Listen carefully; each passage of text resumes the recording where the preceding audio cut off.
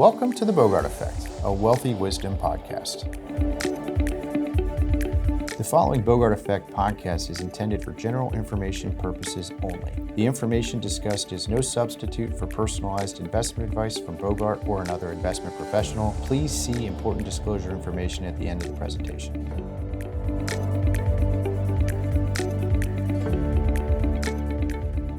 All right, good morning. Welcome to the BOGART Effect. I've got Brian Windsor with me today, and we are going to be talking about probably one of the topics that's getting hit the most right now, but it's essentially protecting yourself from any type of financial crime. So, Brian, thanks for taking some time this morning. James, great being on the podcast. So excited to be here.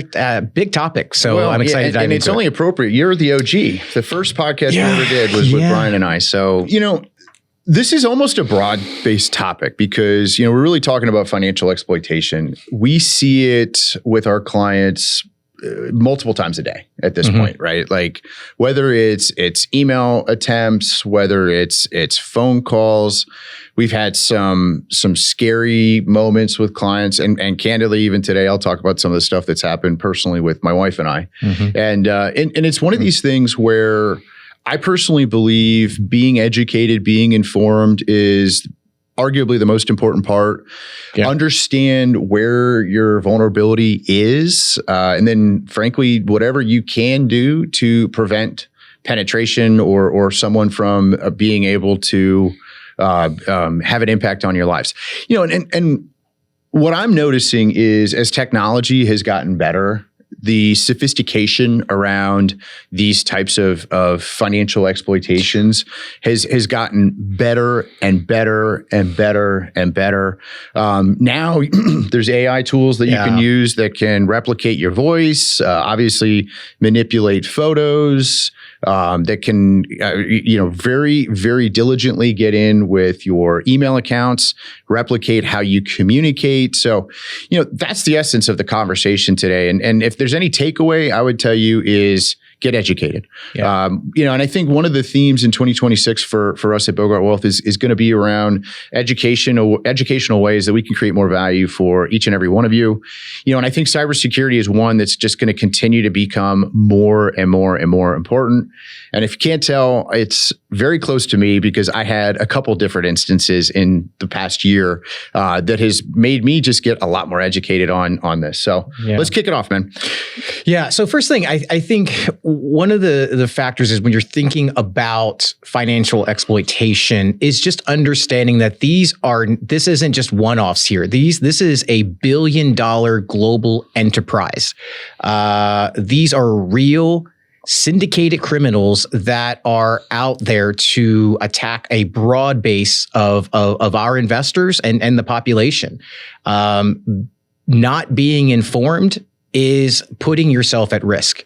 So I'm really excited about having some of these lessons that we can here's some specific items that you can work towards implementing in your daily life after you listen to this today to be more informed so that you have a plan in place. And I want to build on that.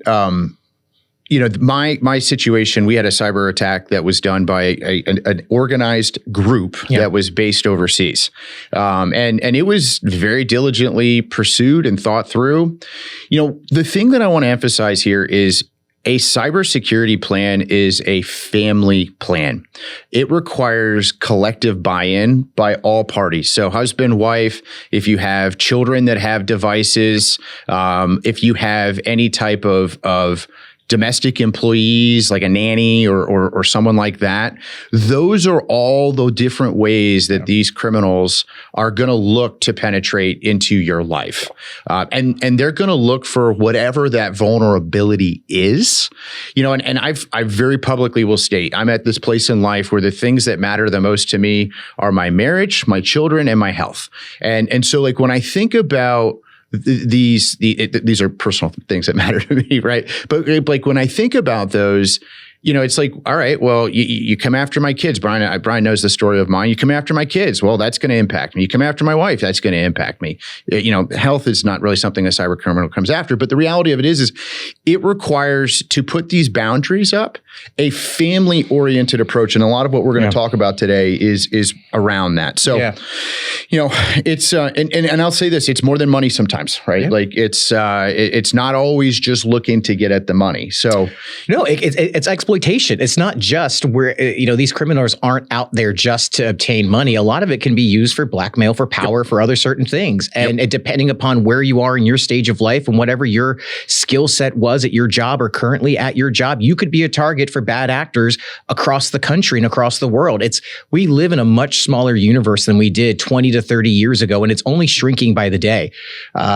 So anyone that's out there that's listening to this, be prepared. And I just want to emphasize that because, like, for example, as an employer, some of these bad actors could do it simply because they want to harm your reputation. Mm-hmm. And so that's why, this intentionality is so important. And I would also say, not only is this a family-oriented necessity, but you need to be diligently pursuing maintenance to this plan, whatever plan it is that you deploy, on a frequent cadence. It's not like you can just set it up and it's on autopilot and it's done. Because again, these criminals are getting more and more and more creative really by the hour. I mean, and so you need to constantly be looking at this as something that you need to be intentional around. So let's talk a little bit about what these criminals are doing and what are some of the red flags that are out there. So if a listener is hearing this and something like one of these come up, like what are some of the things that are triggers that, hey, this actually could be some sort of a scam? Well, I would always say if sounds too good to be true, it absolutely is. Yeah. Make sure that there's diligence behind whatever it is that's being presented to you, sold to you, et cetera. But a lot of times I see it with these like high pressure, immediate need, like, I need this money in the next 15 minutes, right? Like, or, if you don't, get me this, then I won't be able to do this, or, and I mean, I've gotten so many emails that are the princes in Marrakesh that, there's so many princes that are having such a hard time right now. That's one of the big problems right now we need to look into. Well, but even related to that, right? Like, you are the first barrier of your own defense, right? And just apply, I don't want to say just applying common sense, but just applying common sense. Like when you get some of these things, whether it's an email, phone call, text message, I mean, I probably get 25 a day at this point, right? Like we're at a point where our data is being sold so quickly that, I mean, these bad actors, it's just they buy lists and boom, they're off. But I do see that high pressure, high sensitive timeline is usually like probably the most prevalent one. The next is usually like the secrets, like don't tell someone. Whenever I see that, I kind of like, if someone says don't tell your wife, I got a big problem. Like that. Like if someone says don't tell your wife, it's either someone's trying to scam you or it's your wife trying to say, is this guy trustworthy or not? Regardless, like, it's, and then a lot of times we see the threats of legal action, especially as a business owner. You get those almost all the time. And again, I would come back to like, you are the first barrier of your own defense in that scenario, but you just have to develop sensitivity of what's real and what's not. And then usually anytime you have to move a communication source. So we call it the pivot, but if let's just say we're having an email conversation and next thing you know, we need to move it to some type of encrypted communication method. That's usually a scam as well. And I think, especially in this day and age where, even things like dating apps, let's just say you are single, and whether you're single in your early life or maybe you're single later in life and you're just trying to find somebody, there are a lot of bad actors there. 100%. And that pivot is there where they will tend to then say, hey, why don't we pivot to this encrypted chain, these sorts of things. And then once you're in that channel, it's opening yourself up to a lot of exploitation. Well, and even so, like, we now are so easily identifiable. Like in that scenario where let's just say you're trying to have some level of anonymity for privacy, like in a dating app, like that example. we can take a picture of our face and load it into an AI software tool now, and you could be identified in less than 30 seconds. That's crazy. Like and then because of that, you can turn to the internet, and especially if you have an internet presence of any type, and again, this is now me sharing some of my situation. Right. As soon as you have an internet presence, next thing you know, they can find out a lot of things about you. And if the intentionality of it, what they have is to be a bad actor, they're going to find out a lot of things pretty quickly. Yeah. So in terms of like red flags on the payment side, I get these ads all the time from like the IRS. The IRS will never ask you for your banking information over the phone. Well, that is actually an accurate statement. As archaic as it is, they're still paper mail. Now, by the way, there's risk to that too. Yeah. But this is one where like a government entity will never ask for payment information over the phone. They're never going to ask for payment in cryptocurrency, as an example. It's not even the government. It's businesses too. Like, hey, I am X person from Microsoft or your security systems, and we've noticed this. We need to log into your computer and do this. I remember vividly one of my first times on working with a client that was facing financial exploitation that got to a point where she was a very successful woman in business. Retired in a very nice area, and would never have thought that she would have been susceptible to this. And what had happened is it was this person that somehow got into her, got her information, reached out to her and said, hey, part of the support team. And she said, I knew in the back of my mind, Brian, that this wasn't right. But I just trusted the person that I was talking to. And that's the problem a lot of times where we feel like we are too trustworthy. And it's like, oh, okay, you're trying to help. That's great. Especially if you have elderly parents, like these are conversations to have with them. But what ended up happening is she ended up spending a couple of thousands of dollars on like Google gift cards. Oh, yeah. And she said, and she was really upset that she had done it. And I don't know, the FBI got involved. She was able to get some of the funds back, but not all. But it can happen to anybody. At any time. Well, and like, okay, I'll share with one of the ones that we had. They called my wife and said that one of our credit cards had been stolen. And they'd said, whatever the entity was, Citibank, right? And my wife said, well, we don't have a Citibank card. They go, oh, well, what card do you have? And next thing you know, she started volunteering information about where we did have credit cards and what our bank account last 4 digits were. Yeah. And same soft thing you're things, saying, right? Like they use the mechanism of they're going to try to help you, like they're identifying something that's going wrong, and then next thing you know, your guard is down, and they're starting to get sensitive information from you based upon how they approach the conversation. I know. And, that then opened up the door, which then led to other types of issues that, and this is why when I make that comment around it's important for everybody in the family to be aligned on these things and recognize this is a very, very real risk. The last one I wanted to emphasize that's just kind of the easier things to identify. If there's typos, if there's errors in communication, like more often than not, those are either overseas criminals or it's some type of bot that is having the communication with you. Be wary of those, right? Like, and now I'm not going to say I don't have typos in some of my emails sometimes, but the reality of it is if you don't know who the person is that's emailing you, and there's errors in the grammar or the language, spelling, punctuation, recognizing that's probably not necessarily something you're supposed to receive. Also, one other thing I'll just mention is if you are talking to somebody, right, and verbally speaking to them, if you're not following the directions as they want, a lot of times they'll start getting like nasty with you. Yep, had that happen too. And then usually when that happens, a lot of individuals feel guilty, right? And then they feel that they need to do what they're being told. And again, it's an issue that individuals face, and it's just tough when you're put into that situation. And just understand that you got to be vigilant with not only yourself but also like your loved ones. Well, and okay, you triggered another conversation, right? Because I had gotten a phone call. This is about a year or so ago now, that apparently I had missed jury duty, and that I had. And it comes back to like this urgency thing, right? I had missed jury duty, and I had 24 hours to pay a fine supposedly that because I had missed jury duty, and I had flat out said I did not know I missed jury duty. Did it get mailed? Like, how was this communicated? Yeah. Right. And they kept pushing, right? They kept pushing and they kept getting more aggressive. And finally I just said, let me go ahead and get my attorney on the phone.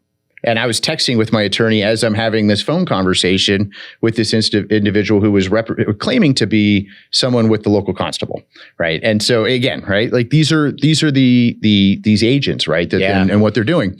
As soon as I had said, "Let me get my attorney on the phone," they hung up. The irony is, right after they hung up with me, they called my wife and did the same thing, but they used her maiden name. Oh. And both of us, she calls me frantic, and I'm like, it's a scam. Like, leave it alone. Wow. Right. So I know we're sharing some of these like anecdotal horror stories, but this stuff happens all the time. And in our position here, we see it simply because we're usually very involved with the financial lives of our clients. Not usually, we are extremely involved in the financial lives. And we're part of the gateway to it. Right. So I want to transition this conversation a little bit over towards what are some of the things that we can be doing to protect ourselves. And again, I'll emphasize that you are the first layer of your own defense, and just being diligent and aware is already more than most people are doing, frankly, and getting informed on this. But there are a lot of other great strategies. So let's talk about having trusted contacts with your financial institution. Yeah, trusted contacts. An individual that you can add to your investment accounts, your brokerage accounts, banking accounts, and such. These individuals are a point of contact for us. So here at Bogart Wealth, your trusted contact is somebody that we can reach out to and basically say like, hey, is everything okay? Yep. Right. We've noticed if we notice any sort of additional withdrawals or change to some trades or investment strategies, really abrupt things that are not part of the typical financial plan that we work with, having that trusted contact on file, like a family member or best friend. This isn't somebody that has like access to your accounts. Isn't somebody that like can log in and pull money out or do any sort of trades. They can't even see the accounts. But this is just someone to say like, hey, Brian, I trust this person. If anything goes random with my accounts, I need you to contact them just to make sure that everything's okay with me. Well, and I have an example of this where we saw the husband had passed away, wife had everything transitioned over to her. And then, and there was probably 4 or 5 years of we had our new norm. Mm-hmm. And then all of a sudden, to your point, the spending exponentially increased.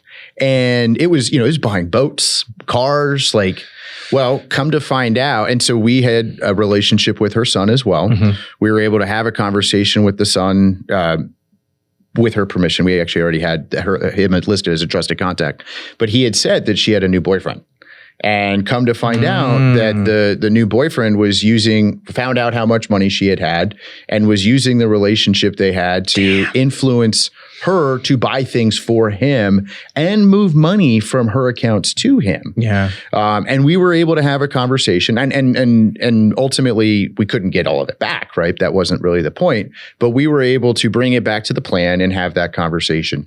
We had another one though, that we found out, and invert the roles, wife passed away, husband, the irony of the story is that's not what social norms would expect, but the husband was now single on his own, and same thing, just unusual spending, talked to his adult daughter. Next thing you know, we find out that his medications had been changed and he was randomly buying things that he was getting solicited to him. It's again, he wasn't at a place to be cognitively making decisions any longer. Yeah. And we were able to help with curbing the outlays based upon just having that trusted contact in place. Yeah. If nothing else, it's for clarification, right? Being able to create a safeguard around, are they okay? Is everything going, normal? Because as we get older, our senses start to get, let's just say, diminished, and our ability to perceive or pick up on some of these things. Our BS meter goes down a little bit. That's exactly right. And we're just a little less potentially aware. Right? I've seen it with my grandparents, and I'm seeing it a little bit with my parents. Yeah. And the point is we need to help with those kinds of conversations. And so having that point of clarification, I think, is really, really, really helpful. Yeah. we talk a lot about protecting your front door. Now, this is where we get into more advanced types of planning. Like, I will personally tell you, I don't like having my statements mailed. I do digital for everything now at this point, because I don't want someone to be able to go into my mail, open it up, and see a statement with any of my assets on it. So that to me is like one of the first levels of security is start going digital as best you can. Yeah. We talk about our devices, our email, going on Wi-Fi's. A lot of people don't realize this. If you go on a public Wi-Fi, your device could be penetrated in less than 3 seconds. Yeah. Like, assuming there's a bad actor. This is airplane Wi-Fi's. This is Starbucks or hotels. All of that makes you vulnerable. So one of the things that I do, when I go, for example, go to a hotel and I'm on a hotel Wi-Fi, I either use my own device and I turn it into a mobile hotspot so I can use my internet off of the hotspot. Just the phone. Or I have a VPN that I've downloaded. And there are cybersecurity companies that will help this that are not very expensive.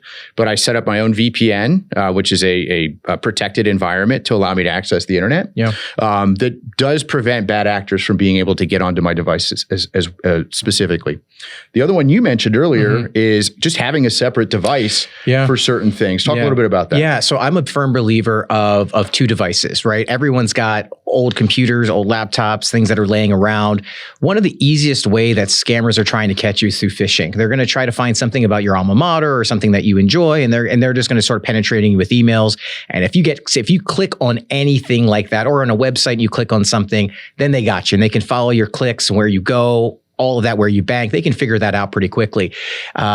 If you go and get one of your old devices and you get it completely wiped out, go to, some sort of electronic company that can just completely wipe out that system.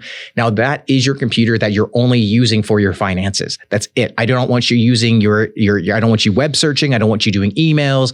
You have one computer that you're doing to log into all your banking, all of your investments, and that's it.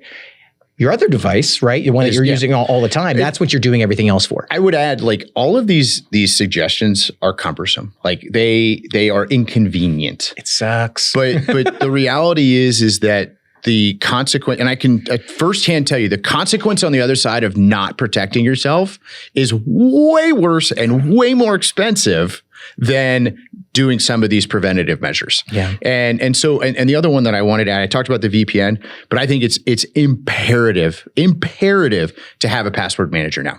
And there are lots of great companies that have password managers, and they're not expensive. But one of the things that I saw a presentation on this where a former cyber criminal who now sells this stuff, of course. But he actually was doing a presentation in front of about 150 people where he took a person's phone and he asked them 3 questions and was able to get into their device. Didn't know the person, like, it was completely random. And I believe that it was completely random, but they were able to get into the device based on those 3 questions. Jeez. And now all of a sudden they can send emails, they can access bank accounts, like everything they have access to, right? So having a password manager that is not something that is easily identifiable. I did a cyber scan for both my wife and I last year. And interestingly enough, over 175 of our online accounts between the 2 of us, our passwords were publicly identifiable. Yikes. It's one of those things where if you use the same password over and over and over again, it's out there, right? And then if you do just a little derivation of, exclamation point or a question mark or $ at the end, that's out there too, right? And those are the types of things where you're going to get penetrated. If there's anything banking related where your password has been identifiable, it absolutely needs to change. And it needs to be something that's completely bespoke and unique. That's why I love using these little password managers. I've got it right on my phone. Anytime I have a new whatever, they set up the password for me. I hit save. The only way you can get into it is with dual authentication with your, fingerprint, eyes, whatever, right? Like that's, to me, that's like starting to add the layers. And again, it is a pain, right? It is very inconvenient because if I don't have my phone on me and I need to get into something, like inevitably, like, it slows the process and then, I can't get in. Yeah. But at the end of the day, we're doing all of this to protect ourselves. It's all about making yourself a hard target, right? You don't want to be a soft target. And people are going to come after you if they want to come after you in many, many different ways, shapes, or forms. I think for the broader based audience that are listening to this is like, there is some real tangible items that you can walk away with from today's conversation to say, yeah, I can actually employ this in my daily life. Yeah. Let's talk a little bit about the family watch list, right? Because we've talked about how this is a family initiative, and we talked already a little bit about the examples of clients that we've seen where you have to watch out for your loved ones, especially as they age. We love adding the trusted contacts, but it's if all of a sudden with, let's just say one of our aging parents, there's a new authorized user on a credit card that no one knows, like that's a very easy low-hanging fruit example. Or new authorizations on banking accounts, things of that sort. By the way, this could be something they might not have authorized. It's just they're the soft target, right? So finding the ways to build in that infrastructure around protecting family members, I think that's extremely important. Well, it's also that if you have somebody that's being authorized on that credit card, like who is this person? Is this like some sort of new best friend that mom or dad just made, and they're spending a lot of time together, and all of a sudden, they're going on a lot of trips or a lot of things are being purchased. Those have got to raise red flags for the children. And it's if that's your loved one, it's your responsibility to say something. And at the end of the day, I mean, at what point you can only speak up, right? And that's all you can do. No, but I think, like you said, it's you're having a conversation, and as long as you have the conversation at least once. But I'm more worried about the ones that they don't know. Right. And I've seen this with my mom, right? Where, and especially when she was on assignment overseas with her job, like all of a sudden there was stuff that was people that were trying to get onto her accounts. And unfortunately at that point I was pretty much running everything for her while she was overseas. And I saw it. So I was very quick, like boom. I also think talking about social media, this is one where, again, I come back to something that happened with my wife and I, social media, what you put out there makes you a target, period, the end. Like it could be great stuff, it could be bad stuff. And I understand in today's society, social media is something that we as a society kind of fixate off of, but the reality of it is safe hygiene with social media is extremely important. Like, for example, we will never post something when we're traveling. And especially if we're traveling and our kids are at home, because we don't want somebody who might be following or having a bad, targeting us for whatever reason to know that we aren't home and the kids are with a nanny or grandparent or something of that sort. I also just think in general, like now I don't post anything for that reason outside of professional social media accounts, but I won't I talked to my wife, like she now can be a point where she's letting people in that she's not intending to let in. And oh, by the way, just because you think that your social media account is private, I can guarantee you it's not. It absolutely is not. You can get into a social media account pretty darn quickly, despite whatever they're going to tell you the privacy policies are. It's not just you, right? It's the people that you're friends with that also could be prone to all of these things that we just talked about, right? These exploitations. And if they have access to the fact that they have your profile, man, there's a lot of things that I can learn and a lot of things that I can use against them. Bingo. Yeah. Well, or even along the lines, let's say that they know you and I are connected and that we're connected on social media. They could hack yours or yours might not be private. And then they can get access to mine via that too, right? So I just think it's really important to have safe social media hygiene. Watch what you're posting. Absolutely. And when, right? I think that's extremely important as well. My mother-in-law, love her to death. She posts all the time, right? And like it's like a clear gateway with some of the social media stuff, which again, I don't necessarily have a problem to, but I also don't want outside agents to have access to some of those things. Yeah, I'm with you. A family safe word. We talked a little bit about this earlier as well. This goes along the lines with the trusted contact, but I love the idea of having a word that is bespoke to your family, that in a case of duress, in a case of uncertainty, that the kids, the parents, everybody knows it. It's not something that is, I would say, publicly identifiable. But it's something that's really important to have. And by the way, we have some of our clients that have safe words with us. They do. Where it's, if there's money being requested, that we have to ask what is the safe word. That's a habit. I would say that's probably a minority still, but I think it's more and more of that's coming. By the way, with most brokerage entities, to move money, especially if it's going to a new entity, it has to be authenticated through someone's device, right? So like, for example, if we're sending a wire, the client has to sign off on that through a third-party source. It can't be something where we just do it and push it out for them. No. And that's another one where actually I have an example of that where client was emailing needing money, right? And all of a sudden it's like, all right, well, we're going to be able to, we can get this done today for you, but we just need you to log on to your Schwab site and approve the wire. Oh, I can't do that. Yeah. Okay. Well, as soon as that happened, it was, all right, well, let's do a verbal authentication. Oh, I can't talk. Okay. Well, that's an example where, there's something up with redundancies in place. It protects some of those malicious and bad actors. All right. We've covered a lot. Anything else we want to make sure we hit today before we wrap it up? Last thing that I want to mention in this is multi-factor authentication. That's one big thing. One other big thing to do is freeze credit. So if you're not— Real quick, I want to explain what multi-factor authentication is because some of our clients might not know what that is.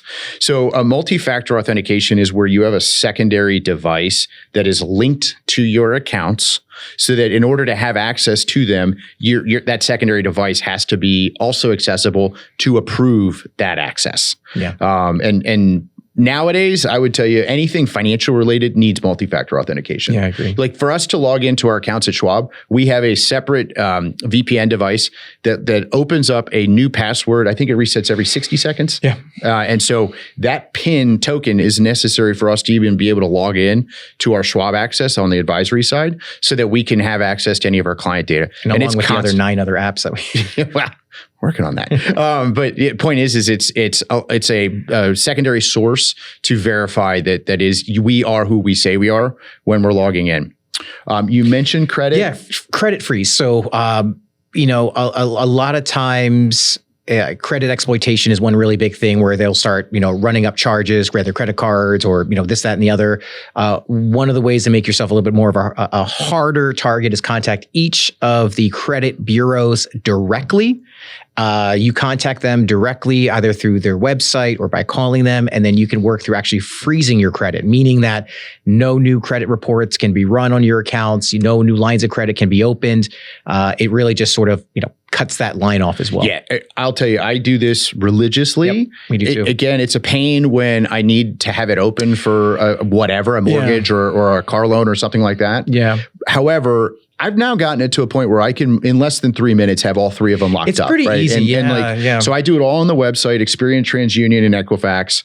And you can Google, right? Just, Experian credit freeze, TransUnion credit freeze. Go right to the website. Yeah. And we do have a blog on this on our website as well that just gives the links and it shows instructions on how to do it. Highly recommend the credit freeze as well. Yep. If you are the victim of a financial crime, there are resources. The one thing that I'll say is whenever somebody's trying to exploit you for money, don't pay them. That's another one I learned the hard way. Don't pay them. Let the emotions dissipate as best you possibly can.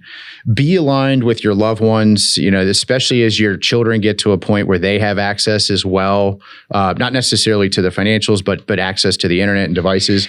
Be honest too. Yeah. I've seen so many times that people say that they don't want to tell their children and they're afraid. They don't want to be viewed differently. They don't want to be, feeling like the kids are going to be overlooking them more so. Just be honest. I think that that's the best policy overall. I think, as far as, if your children, they love you, if your child loves their parents, they want to make sure that everyone is being safe and trying to make sure these things don't happen again. Related, you mentioned kids, but your spouses, right? Like, you got to, these things happen, right? And the reality of it is I think with the way that technology is evolving, they're happening more and more and more. Being transparent about it with the people in your lives that matter the most. By the way, be with your advisors too. Yeah. I actually love when a client says, "Hey, we had a breach." Make sure that nothing's happening. So that we know, and we let our ops team know that if there's an unusual request, that we can help patch it up. Yeah, we have our ways of doing that. Yeah. Hey, thanks for the time today. I know we could probably keep talking about this topic for a little bit longer, but really appreciate it. Have a good day. Thanks, guys. The previous presentation by Bogart Wealth was intended for general information purposes only. No portion of the presentation serves as the receipt of or as a substitute for personalized investment advice from Bogart Wealth or any other investment professional of your choosing. Different types of investments involve varying degrees of risk, and it should not be assumed that future performance of any specific investment or investment strategy or any other non-investment related or planning services, discussion, or content will be profitable, be suitable for your portfolio or individual situation, or prove successful. Neither Bogart Wealth's investment advisor registration status nor any amount of prior experience or success should be construed that a certain level of results or satisfaction will be achieved if Bogart Wealth is engaged or continues to be engaged to provide investment advisory services. Bogart Wealth is neither a law firm nor accounting firm, and no portion of its services shall be construed as legal or accounting advice. No portion of the podcast content should be construed by a client or prospective client